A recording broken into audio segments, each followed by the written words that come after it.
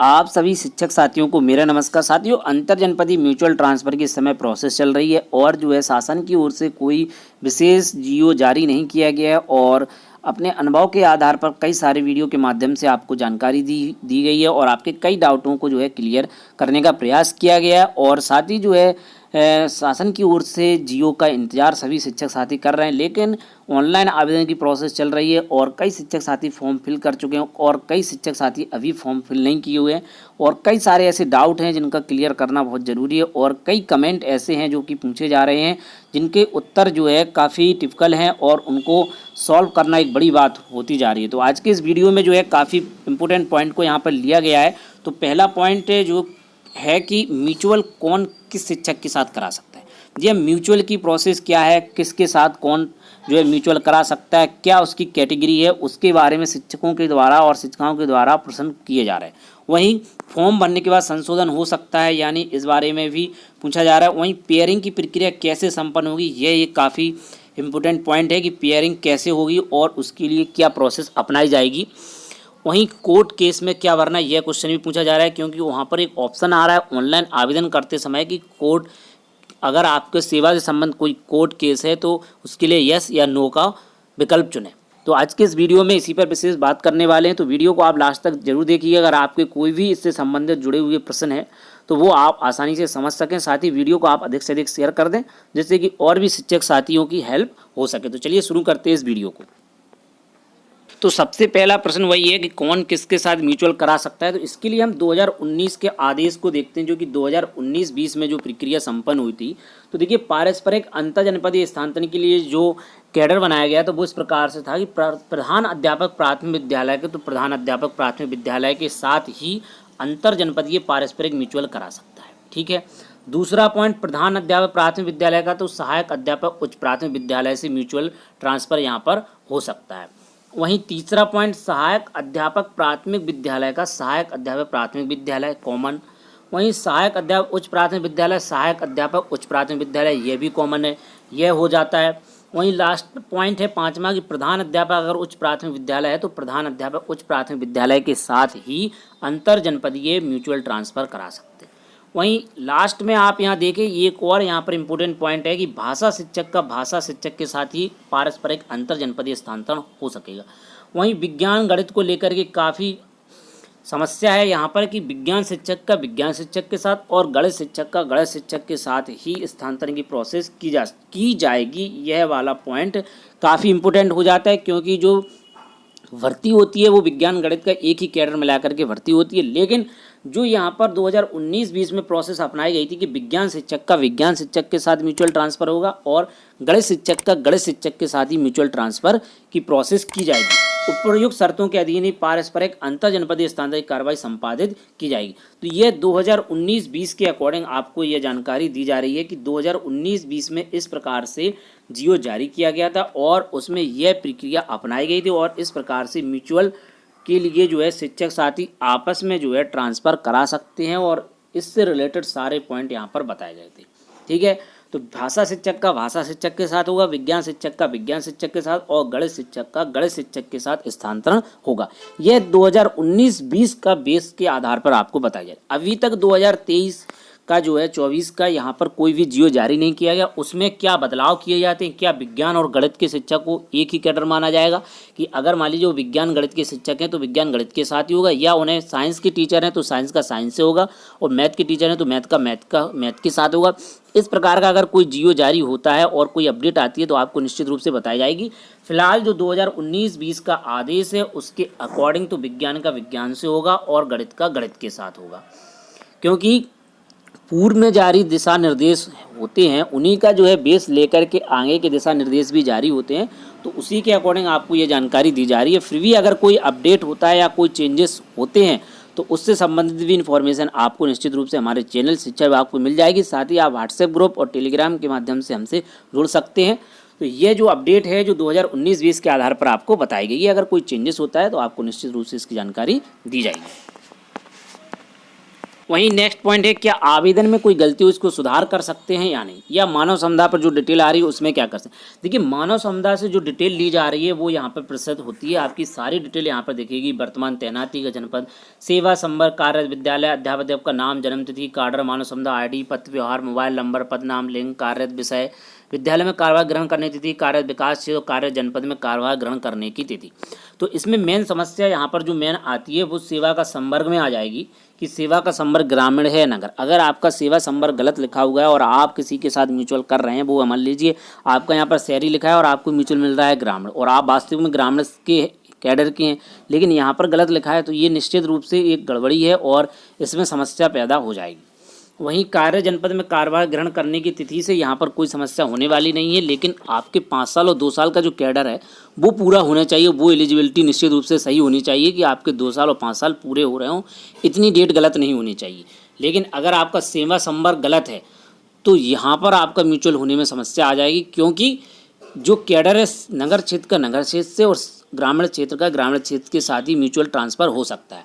अगर ये डिटेल आपकी गलत आ रही है तो आप बीआरसी लेवल से इसको सही करा सकते हैं, अगर संभव हो कि वो अपडेट होकर यहाँ पर आ जाए तो अच्छी बात है। नहीं तो अगर भविष्य में कोई ऐसा आदेश आता है जिसमें आपकी चीज़ें सही हो सकती हैं तो निश्चित रूप से आपको इसकी इन्फॉर्मेशन मिल जाएगी। आप चैनल से जुड़े रहें, जो भी नई अपडेट आती है आपको हमेशा दी जाती है, इसलिए आप कोई भी वीडियो को मिस ना करें, जिससे कि अगर आपकी ऐसी कोई समस्या है एडिट को लेकर के, अगर कोई न्यूज़ आती है तो आपको मिल सके। आप हमारे व्हाट्सएप ग्रुप से भी जुड़ सकते हैं और टेलीग्राम चैनल के माध्यम से आप हमसे जुड़ सकते हैं। तो अभी तक एडिट से संबंधित कोई इन्फॉर्मेशन तो नहीं है, इसमें कोई भी एडिट संभव नहीं है।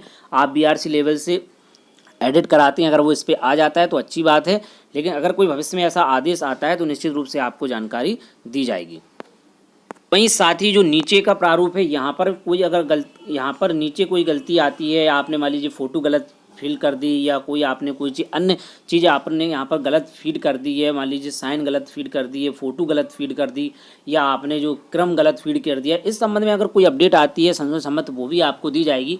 साथ ही जो अंतर जनपदीय स्थानांतरण की प्रोसेस हुई थी उसमें जो है कई लोगों ने अपनी फ़ोटो गलत लगा दी या अपना पहचान पत्र गलत अपलोड कर दिया, तो जो अब वहाँ पर काउंसलिंग या वेरिफिकेशन हुआ था तो वहाँ पर उसको सही कर दिया गया था। लेकिन ये वाले ऑप्शन चेंज नहीं हो सकते, विकल्प 3, विकल्प 2, विकल्प 1 इसको कोई अपडेट नहीं किया गया था, इसलिए आप इनको सही से भरें। जो भी शिक्षक साथी फिल कर रहे हैं इन पर विशेष गौर रखें, ठीक है। पदोन्नति हुई है अथवा नहीं हुई इसको भी ध्यान से रखें, और सेवा से संबंधित कोर्ट केस भी यहाँ पर आपको ध्यान रखना है। नेक्स्ट पॉइंट है कि पेयरिंग की प्रक्रिया कैसे हुई, ये काफ़ी इंपॉर्टेंट पॉइंट है और कई शिक्षकों द्वारा कमेंट में पूछा जा रहा है कि सर पेयरिंग की प्रक्रिया कैसे हो। देखिए, इसके लिए क्या प्रोसेस अपनाई जाएगी, इस पर एक जो है अंतर जनपदीय स्थानांतरण की जो प्रोसेस है उसको यहाँ पर देखते हैं। अंतर जनपदीय का जो आदेश जारी हुआ था उसमें 11वां पॉइंट आप देखिए, इसमें लिखा है कि शिक्षक शिक्षिका जिसके साथ अंतर जनपदीय पारस्परिक स्थानांतरण किया जाना है उस शिक्षक शिक्षिका का रजिस्ट्रेशन नंबर डालने के उपरांत शिक्षक शिक्षिका जिसके साथ अंतर जनपदीय पारस्परिक स्थानांतरण किया जाना है मोबाइल नंबर पर OTP यानी 1 टाइम पासवर्ड प्राप्त होगा, ठीक है। शिक्षक शिक्षिका द्वारा OTP 1 टाइम पासवर्ड का संबंधित शिक्षक शिक्षिका के साथ साझा यानी कि शेयर किया जाएगा, जिसे निर्धारित स्थान पर भरे जाने के उपरांत एक दूसरे शिक्षक या शिक्षिका का आवेदन पत्र अंतर जनपदीय स्थानांतरण हेतु मान्य हो जाएगा। तो जो पेयरिंग की प्रोसेस वो ऐसी है कि एक शिक्षक जो है दूसरे शिक्षक का रजिस्ट्रेशन नंबर डालेंगे, ठीक है। उसमें विकल्प आपको ऑनलाइन प्रदान किया जाएगा, वहाँ पर दूसरे शिक्षक हैं उनका रजिस्ट्रेशन नंबर डालने के लिए विकल्प रहेगा। जैसे ही आप रजिस्ट्रेशन नंबर डालेंगे नेक्स्ट करेंगे तो एक उनके मोबाइल पर OTP जाएगा, वो OTP आपको बताएंगे वो शिक्षक, क्योंकि आप उनके साथ म्यूचुअल कर रहे हैं तो निश्चित रूप से आपको बताएंगे। जैसे ही आप उनका OTP डालेंगे तो पेयरिंग की प्रोसेस पूरी हो जाएगी। ऐसे ही सेम OTP वो आपका रजिस्ट्रेशन नंबर डालेंगे तो आपके मोबाइल पर आएगा, तो आप उन्हें OTP बताएंगे तो वो ओके कर देंगे, तो ये प्रक्रिया शेयरिंग की जो है पूरी हो जाएगी, जो कि आपको अंतर जनपदीय स्थानांतरण का जो आदेश जारी हुआ था उस बेस के आधार पर यह अपडेट आपको यहाँ पर दी जा रही है। क्योंकि अभी तक जो है अंतर जनपदीय पारस्परिक स्थानांतरण का जो है निर्देश जो है अभी तक जारी नहीं किए गए, लेकिन अंतर जनपदीय स्थानांतरण की जो प्रोसेस बताई है उसी के बेस पर जो है इस फॉर्म को बनाया गया है, तो निश्चित रूप से इसी प्रकार से जो है प्रक्रिया संपन्न होगी। अब रह गई बात उन शिक्षकों की जिनके पास कोई म्यूचुअल नहीं है, तो उसके लिए क्या प्रोसेस अपनाई जाती है, इसके लिए आपको निश्चित रूप से वेट जरूर करना होगा, क्योंकि जब तक कोई आदेश नहीं आ जाता है तो ऐसे शिक्षकों के लिए क्या प्रोसेस अपनाई जाती है देखना एक बड़ी बात होगी, क्योंकि कोई भी दिशा निर्देश या गाइडलाइन अभी तक जारी नहीं की गई है, ठीक है। तो ये तीसरा पॉइंट आपका पेयर विद को एप्लीकेंट एप्लीकेंट आप समझ चुके होंगे। रजिस्ट्रेशन जब आप कंप्लीट कर लेंगे तो यहाँ डन आ जाएगा। वेरिफिकेशन अगर बीएसई ऑफिस से कर दिया जाएगा तो यहाँ पर कंप्लीट हो जाएगा। और पेयरिंग विद को एप्लीकेंट की जो प्रोसेस अंतर जनपदीय स्थानांतरण की है उसी प्रकार से निश्चित रूप से अपनाई जाएगी। लेकिन जिनके पास म्यूचुअल साथी नहीं है उनके लिए क्या प्रोसेस अपनाई जाएगी यह देखना एक बड़ी बात होगी, क्योंकि उनके पास म्यूचुअल नहीं है लेकिन फिर भी फॉर्म फिल कर रहे हैं वो लोग। उनके लिए क्या गवर्नमेंट दिशा निर्देश जारी करती है, क्या उन्हें म्यूचुअल खुद उपलब्ध कराएगी या क्या ऑप्शन ऐसा दिया जाएगा, यह देखना एक बड़ी बात होगी। लेकिन वो आगे का विषय है, उसके लिए आप परेशान ना हो। निश्चित रूप से उसके लिए कोई ना कोई ऐसी प्रक्रिया जरूर शासन की ओर से सोची गई होगी और बनाई गई होगी।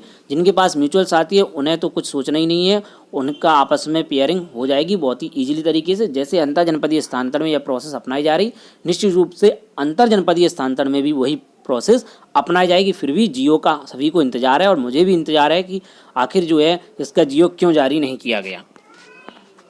लास्ट क्वेश्चन आता है कि सर सेवा से संबंधित कोर्ट केस में हम क्या भरें। देखिए सेवा से संबंधित लिखा है, यहाँ पर भर्ती से संबंधित नहीं लिखा है, ठीक है। यहाँ पर अगर लिखा होता है कि भर्ती से संबंधित कोई अगर केस है तो ऐसे सभी भर्तियों में लगभग केस है, चाहे वो 69,000 हो, 68,500 हो और 12,460 हो, उनके भी केस आज तक जो है कोर्ट में पेंडिंग है। तो इसमें जो है भर्ती से संबंध नहीं लिखा है, सेवा से संबंध लिखा है। अगर आपका पर्टिकुलर खुद का केस से संबंधित कोई केस चल रहा है कोर्ट में तो उसको मेरे हिसाब से यहाँ पर फिल करना। बाकी आप क्या समझते हैं और आपको क्या जानकारी मिलती है, आप कितना इस चीज़ को समझते हैं, तो आप अपने हिसाब से इसको फिल कर सकते हैं, आप स्वतंत्र हैं। मेरे हिसाब से यहाँ पर सेवा से संबंधित कोर्ट केस लिखा है तो आपकी पर्टिकुलर जो है ज्वाइनिंग से संबंधित या आपकी जो है ज्वाइनिंग लेट हुई है या वो करवा नहीं रहे थे या बीएसई के द्वारा आपको नियुक्ति पत्र नहीं दिया जाता, आप कोर्ट चले गया और उसके बाद फिर आपको ज्वाइनिंग लेटर देना पड़ा और आपका केस अभी तक पेंडिंग है और आपको लगातार सैलरी आ रही है और आपका केस अभी भी चल रहा है, तो वो आपका पर्टिकुलर केस हो गया। तो यहाँ पर सेवा से संबंधित केस लिखा है तो इसमें मेरे यहाँ पर और मेरे हिसाब से मेरी जो इन्फॉर्मेशन के हिसाब से कि इसमें आपका पर्टिकुलर केस का ही इन्फॉर्मेशन यहाँ भरेगी। आपको सिलेक्ट जब करेंगे तो यस नो का ऑप्शन आ जाएगा, अगर आपका यस केस है तो आप उससे संबंध लिख देंगे। लेकिन यहाँ पर भर्ती से संबंध नहीं लिखा, अगर भर्ती से संबंध होगा तो सभी को इसमें फिर यस भरना पड़ेगा, चाहे वो 69,000 हो, 68,500, 12,460 लगभग सभी भर्तियों के केस अभी तक पेंडिंग है, वो कोर्ट में चल रहे हैं।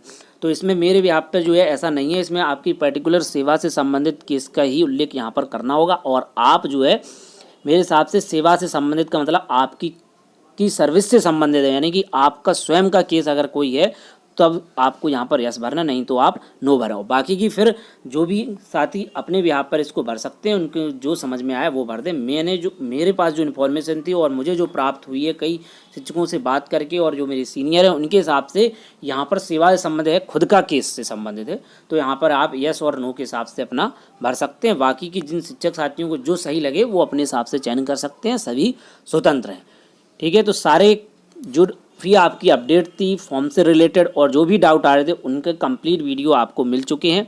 तो उम्मीद है कि अब आप फॉर्म फिल कर दें और जैसी कोई नई अपडेट आती है अंतर जनपदीय म्यूचुअल ट्रांसफ़र से तो आप हमारे व्हाट्सएप ग्रुप और साथ ही शिक्षा विभाग के यूट्यूब चैनल को सब्सक्राइब कर लें, जिससे कि आपको हर समय अपडेट मिलती रहे। तो साथियों मिलते हैं किसी नेक्स्ट वीडियो में नई अपडेट के साथ, नई जानकारियों के साथ। जय हिंद।